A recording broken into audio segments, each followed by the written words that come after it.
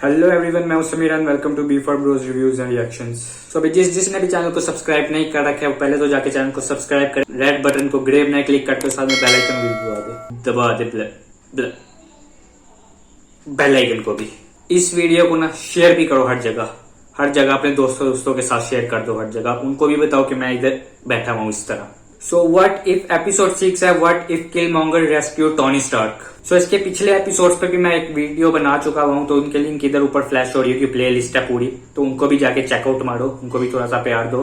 तो iron man 1 में जब टोनी स्टार्क भैया को गुफा में पकड़ लिया जाता है तो क्या होता अगर वो पकड़ा ही नहीं जाता और उससे पहले किलमॉन्गर जो है हमारे ब्लैक पैंथर के विलेन वो उसको बचा लेते तो क्या होता। तो ये सब बातें तो होगी, इसको आगे हम कंटिन्यू भी करेंगे। तो पहले वीडियो शुरू करते हैं विदाउट एनी फर्दर डिले।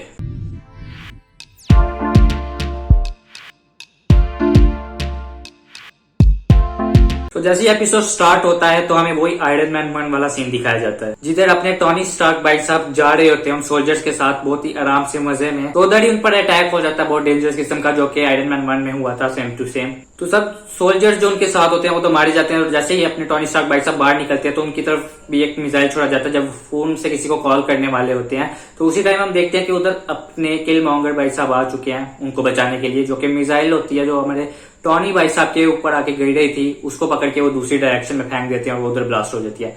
इससे अपने टोनी स्टार्क भाई साहब बच गए, उस गुफा में कैद नहीं हुए मूवी की तरह, क्योंकि दूसरी रियलिटी है भाई, इनफिनिट रियलिटीज। व्हाट इफ के एपिसोड्स हैं और ये पॉसिबिलिटीज हैं, इसमें कुछ भी हो सकता है। मतलब ये किलमॉन्गर तो क्या अपने टोनी स्टार्क भाई साहब को अपने सैलमॉन बॉय भी बचा सकते थे इजीली, क्योंकि व्हाट इफ है, इसमें कुछ भी हो सकता है। तो उधर टोनी स्टार्क भाई साहब उसे पूछता है कि तुम इधर कैसे है, तुम्हें कैसे पता कि इधर अटैक हो रहा है, ये सब हो रहा है, मेरे पे अटैक होने वाला था। तो उस पर किलमॉन्गर भाई साहब कहते हैं कि मैं इधर अपनी यूनिट के साथ ही आया हुआ था करीब में और मुझे पता था कि आप पे अटैक होने वाला है, इसलिए मैं इधर आ गया आपको बचाने के लिए, क्योंकि मुझे तो आपसे फायदा लेना। नहीं, ये नहीं कहता वो, बट होता है एपिसोड में कुछ ऐसे ही है, बताता हूँ, सबर।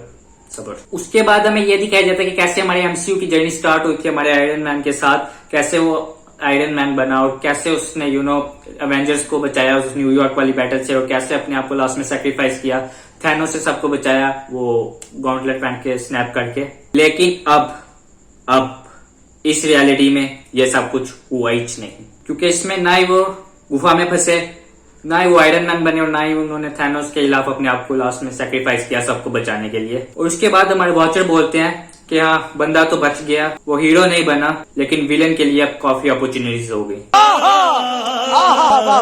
और जैसे आयरन मैन 1 में इन सब हादसे के बाद, गुफा वाले हादसे के बाद जब वो आयरन मैन बन जाते हैं टोनी स्टार्क भाई साहब, तो वो अपने हथियारों वाला काम जो है वो बंद कर देते हैं। लेकिन इस रियलिटी में जबकि वो आयरन मैन बने ही नहीं, वो गुफा वाला सारा सीन हुआ ही नहीं जिधर वो फंस गए थे, तो इसमें वो अपने हथियारों वाला काम बंद भी नहीं करते। लेकिन टोनी स्टार्क क्या करते हैं, किलमॉन्गर को अपने वेपन्स का सिक्योरिटी चीफ बना देते हैं। लेकिन इधर किलमॉन्गर क्या करता है कि वो उधर ही सबको बता देता है सबके सामने कि ये हमला जो टोनी स्टार्क पे करवाया था वो अपने आयरन मॉन्गर ने करवाया था, जो कि हुआ होता है असल में उसने जैसे आयरन मैन 1 में किया था। उधर उसको पकड़ लिया जाता है और हैप्पी भी कह देता है कि मुझे तो उस पर पहले से ही शक था, वाकई में था।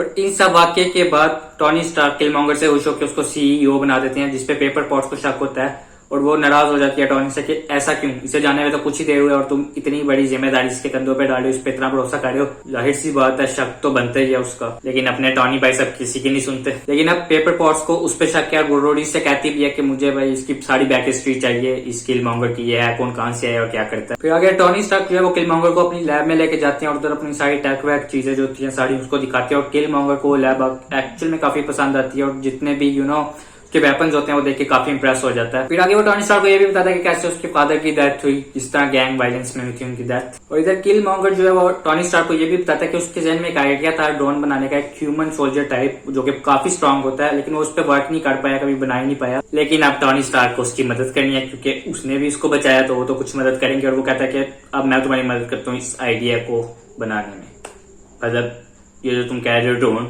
इसको बनाने में। किलमॉन्गर उसको सारा डिजाइन बताता है कि कैसे बनाना है और क्या आइडिया था उसके जहन में, क्या विजन था इसको लेके उसके पास।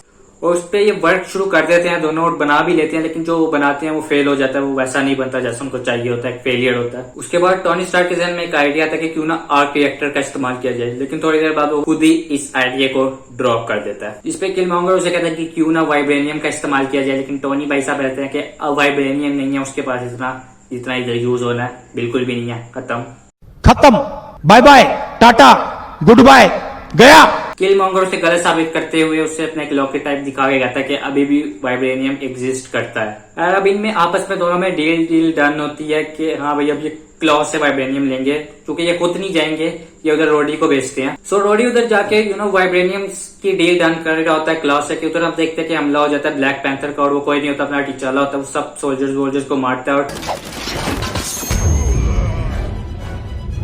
रोडी को कहता है कि मैं तुम्हें मारना नहीं चाहता, लेकिन ये वाइब्रेनियम जो है वो हमारा है और मुझे इसको आराम से लेके जाने दो। और पीछे से हम देखते हैं कि किल मॉन्गर आके टॉनी स्टार्क का वेपन यूज करके उधर सबको मार देता है, टिचाला को भी। और फिर हमें पता चलता है कि जो क्लॉ और किल मॉन्गर थे ये दोनों आपस में पहले से ही मिले हुए थे। ये सब उनका प्लान था कि ऐसे हम टॉनी स्टार्क के पास जाएंगे, उसको ये कहेंगे, उससे वाइब्रेनियम लेंगे, रोडी को इधर भेजेंगे और सबको मार मुर के खमूदी वाइब्रेनियम चुरा लेंगे। लेकिन अब जो टॉनी स्टार्क है एक्चुअल में उसे पता चल चुका है कि सब किल मॉन्गर ने किया है, और रोडी उसका बहुत ही अच्छा दोस्त था तो काफी दुखी में है। लेकिन उसके जर्विस ने सारा कुछ रिकॉर्ड कर लिया था, जो कुछ किल मॉन्गर ने किया था, जैसे उन लोगों को मारा था, वो सब रिकॉर्डेड था और टॉनी स्टार्क को सब कुछ पता है। टॉनी स्टार्क भाई साहब ने वाइब्रेनियम का यूज करके उसके पास जो उसका लॉकेट होता है उसी की मदद से उसने वो ड्रोन तैयार कर लेता है, और फिर वो उसी ड्रोन से किल मॉन्गर पे हमला करवा देता है। अब उसे बदला लेने के लिए कि उसने जो काम किया गलत किया है। और जो किल मॉन्गर होता है वो उससे भी तेज होता है, पहले तो वो ड्रोन को मारता है, उसके बाद वो अपने टॉनी स्टार्क भाई साहब पे हमला करता है और उन्हें भी मार देता है।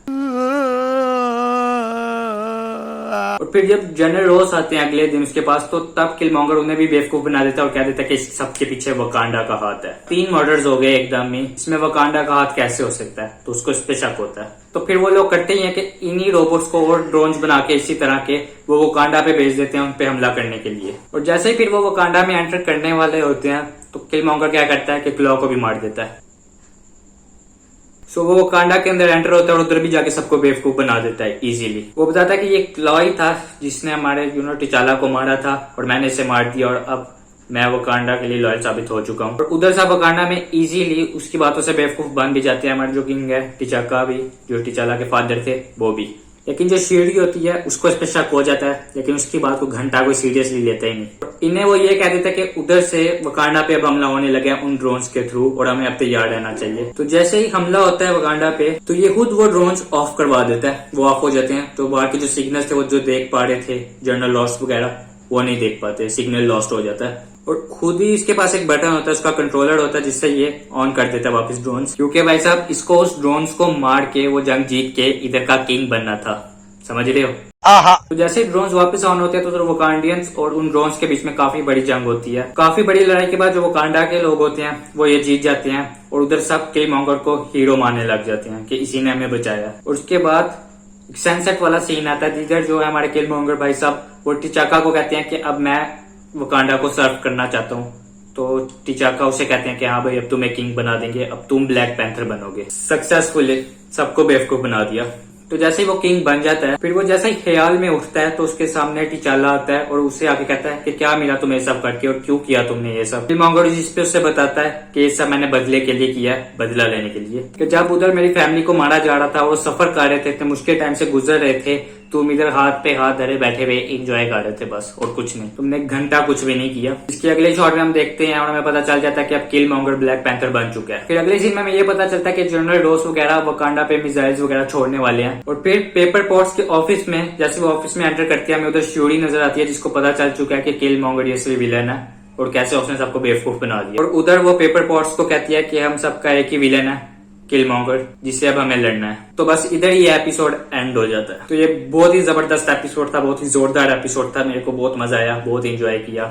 और इससे हमें ये भी पता चलता है कि टॉनी स्टार्क आयरन मैन ना बनता और हथियार बनाने अपने बंद ना करता तो उसके हथियार किस कदर गलत हाथों में जा सकते थे और उनका कितना गलत यूज हो सकता था जिस तरह किलमॉन्गर ने इस एपिसोड में किया। और ये एपिसोड देखने के बाद हमें एक बार फिर से पता चल जाता है कि माइकल जॉर्डन जो है वो किलमॉन्गर के रोल के लिए कितने परफेक्ट हैं। जैसे उन्होंने ब्लैक पैंथर में परफेक्ट काम किया था, इसमें भी सेम टू सेम, मतलब मजा आ जाता है जब ऑन स्क्रीन वो नजर आते हैं। ये भी देखते हैं कि इस एपिसोड में वो लॉकी से बहुत ज्यादा इंस्पायर्ड है, क्योंकि बस वो साइड ही बदलते जा रहे हैं, कभी इसकी साइड पे, कभी इसकी साइड पे, कभी इसको धोखा देके उसकी साइड पे, कभी उसको धोखा देके इसकी साइड पे। तो मेरे को तो काफी मजा आई ये एपिसोड देख के। आपको कितना मजा आया वो मेरे को जरा कमेंट सेक्शन में बता दें, और ये वीडियो कैसी लगी ये भी जरा मेरे को कमेंट करके बता दें। सो यारो अब वीडियो अच्छी लगी है तो यार वीडियो को लाइक मार दो और हर जगह शेयर कर दो, हर जगह। अगर पहले से नहीं कर रखा तो अभी जाके चैनल को सब्सक्राइब करो, उस रेड बटन को क्लिक करके ग्रे बना दो, साथ में बेल आइकन भी दबा देना। और अपना इंस्टाग्राम हैंडल मैंने नीचे डिस्क्रिप्शन में दे रखा है, उधर भी जाके मेरे को फॉलो मार लो जल्दी जाके बस। फॉलो कर लो। तो बस आज के लिए इतना ही, अब मिलते हैं नेक्स्ट वीडियो में, तब तक के लिए